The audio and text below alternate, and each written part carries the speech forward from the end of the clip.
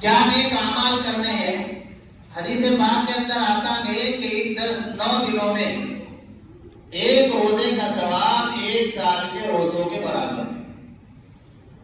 موسم آج اچھا ہے اور دن میں اللہ نے جتنی ہمت دی ہے، ایک دن کا روزہ رکھیں گے 1 سال کے روزوں کے برابر۔ اور خاص طور سے 9 ذی الحجہ کے بارے میں، بقرعید سے پہلے کا جو دن ہوتا ہے اس کے بارے میں حضرت ابو قتادہ رضی اللہ تعالی عنہ فرماتے ہیں، اللہ کے نبی صلی اللہ علیہ وسلم نے ارشاد فرمایا، صیام یوم عرفہ انی احتسب علی اللہ ان یکفر السنۃ التي قبلها والسنۃ التي بعدها، او کما قال علیہ الصلوۃ والسلام، کہ جو آدمی یوم عرفہ کا روزہ رکھے گا، 90 تاریخ کا روزہ رکھے گا، بقرعید سے 1 دن پہلے کا روزہ، تو مجھے اللہ کی ذات سے امید ہے کہ اللہ 1 سال کے پچھلے اس کے گناہ معاف فرما دیں گے، 1 سال کے اگلے گناہ معاف فرما دیں گے۔ کتنی بڑی فضیلت!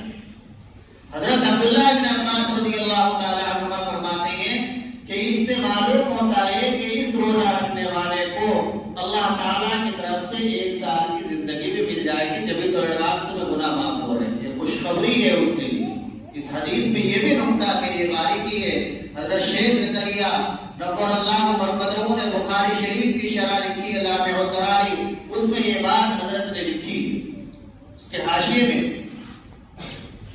تو ایک کام تو یہ کرنا ہے ہمیں کہ ان دنوں کے اندر جتنی اللہ ہمت دے ہم روزوں کا اہتمام کریں، اور دوسرا کام جو خاص طور سے ان ایام میں کرنا ہے وہ ہے تکبیر تشریق کا پڑھنا۔